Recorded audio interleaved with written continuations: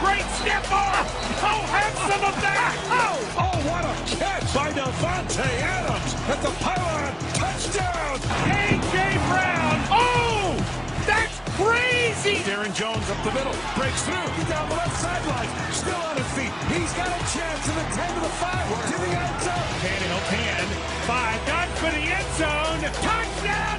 Titans. Zadarius Smith with the sack and strip. Preston Smith with the scoop and score. Henry gets the carry to the 25. Henry to the 20. To the 15. To the 10. To the 5. Yes! Oh, yes! Yes! Yes! Yes! All right, this is the one I've got circled this weekend. 2 of the final 4 teams from a year ago, Titans-Packers, meet tomorrow. A Titans win puts them in the playoffs for the 2nd straight season. A win plus a Colts loss, they lock up the NFC South. Now to the Packers. Green Bay secures a first-round bye with a win and a Seahawks loss to the Rams. So that means the NFC playoffs would run through Lambeau Field. Now think about this, guys. No fans, cold temps in Green Bay. Arguably the best home field advantage. The Titans lead the league in scoring, which is crazy when I look down at that. Packers are 3rd. This game should get wild. Sean, what are you expecting from Derrick Henry? Yeah, Jane, it's pretty mind-boggling that the Titans lead the NFL in scoring offense. You would think it would be the high-flying offense of the Green Bay Packers. So I'm going to quote one of the greatest Green Bay Packers of all time, looks like a young Davante Adams, Sterling Sharp.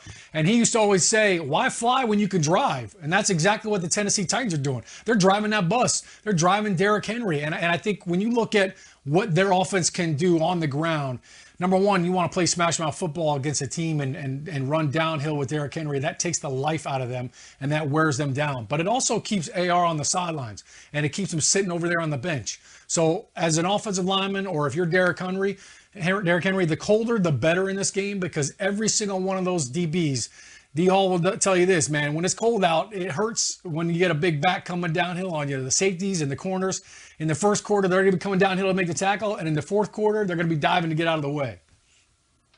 Sean, I'm honestly torn. I hear what you're saying, and usually I would advise a team that can run the football and play ball control, try to slow down the other team and set the pace yourself. But I think this could be a good test for Tennessee, because if they've got to face Kansas City again in the postseason, you may have to match their tempo. You may have to catch up to them. To me, right now, I'm looking at Green Bay is tied with Tennessee at 6.2 yards per play on offense this year. And the only team ahead of them is Kansas City, 6.4. And we know how KC can score in bunches, and it was kind of like that in the AFC Championship game. Tennessee set the pace early, but eventually Kansas City's going to hit the gas. And can you match it? I think this Tennessee team this year, with the way that their receivers and targets are playing for Ryan Tannehill, can play that game a little bit. So maybe test it out here. See if you can match a pace of a team that can pick up yardage the way that Kansas City can.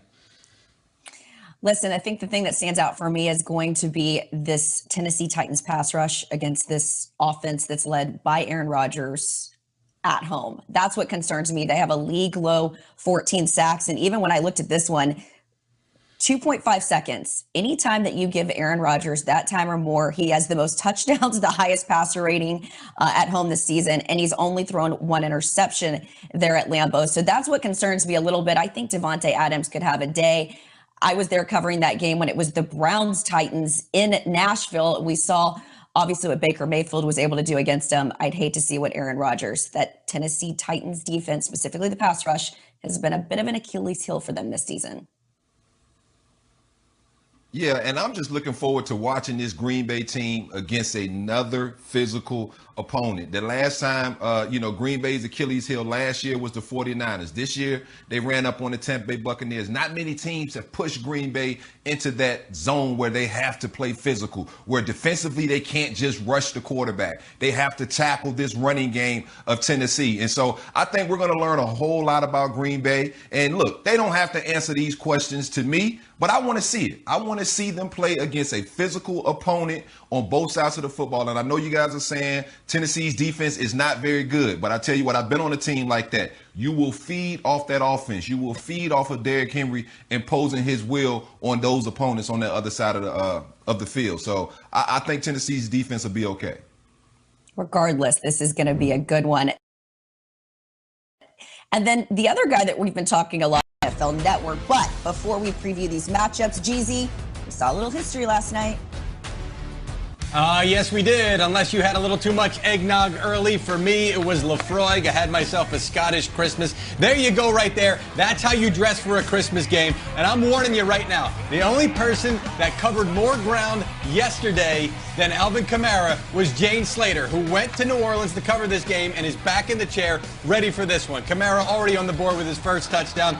Wasn't done there. There's number 2 as the Saints take a 14-7 lead there in the first quarter. Kamara still not done, putting the Saints up 24-14. Thoughts, Sean O'Hara?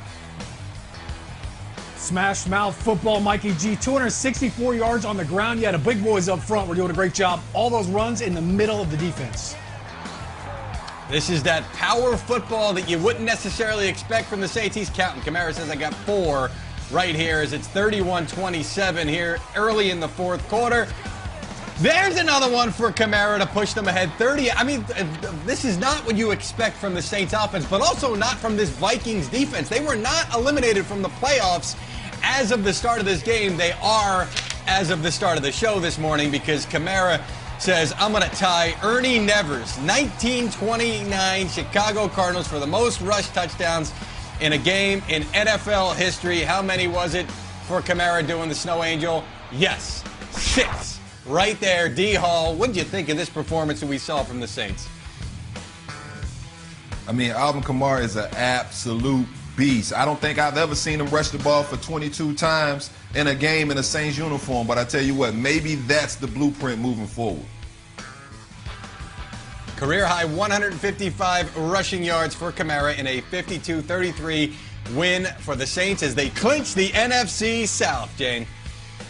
Yeah, and the craziest thing about that, guys, is obviously you saw what he did there. He is now 68 yards away from his first 1,000-yard rushing season. Says he wasn't focused on that, but you're pretty close. Now, here's an up-to-the-minute playoff picture in the NFC. Packers still on top at 11-3. Saints right behind them at 11-4. Still in the mix for the top seed, but Green Bay has the tiebreaker. By the way, the Bucs won't win the South, but they can lock up a playoff spot today, and we will get to them in a moment. So I wanted to ask you, Sean, what was your biggest takeaway from that game? And, you know, when you look at this one, it really felt like it was the Alvin Kamara show. Yeah, it was. And look, I think everybody's been focused on Drew Brees and his ribs and, you know, can he knock the rust off after having so much time off? But the thing that jumped out at me coming into the game when I saw the inactives, Andrus Peat out at left guard, Nick Easton out as well. So James Hurst is in at left guard. And yet this offensive line didn't miss a beat. Eric McCoy and Cesar Ruiz in the middle of that offensive line were just, I mean, they were gutting the defense of the Vikings. And to have that kind of option, these weren't Alvin Kamara speed option perimeter runs or getting, you know, we saw a couple of jet sweeps, but this was not perimeter running game. This was, we are going to run right down the middle of your defense. We are going to basically, you know, demoralize your entire squad by just pounding the rock. And on the 5th touchdown highlight, Teron Armstead takes the backside defensive end and plants him into the end zone. I mean, it was a total clinic from an offensive line standpoint. So offensively, for Stella to get her groove back, I think this run game is a great luxury. I loved the reference there. You know, I think the one thing that stood out for me, guys, is Taysom Hill is such a weapon. When he joined that Saints roster, it was Sean Payton who said he's got his future quarterback in the building. And we all sort of laughed at the notion of that. Yes, he's a bit of the Swiss Army knife, the can-do-it-all guy. But I think he's more important than ever, given the fact that Drew Brees is coming off that injury. You saw points last night where sort of protecting the ribs. It seemed like there was a small hesitation. His game's so much better than last week. But when you have a larger menu for Taysom, particularly on that 4th and 1 play, he just allows you to extend the drives. I would like to see a little bit more Jameis Winston, though, next week, just so you've got yet another dynamic, another wrinkle to this offense. Taysom Hill robbing Alvin Kamara of the chance to hold that rushing record alone by taking that 7th touchdown away from him. A little bit of bad news for the Saints. Wasn't all good. Quan Alexander, the linebacker, suffered a torn Achilles, as reported by our buddy Ian Rappaport yesterday. And that is a tough blow for a defense that acquired him and was really thriving off of his energy. This is a guy that had a lot of presence in San Francisco. In fact, the day he left San Francisco, there were some tears shed, including by Alexander, but he had found new life in New Orleans, was really energizing that defense and providing some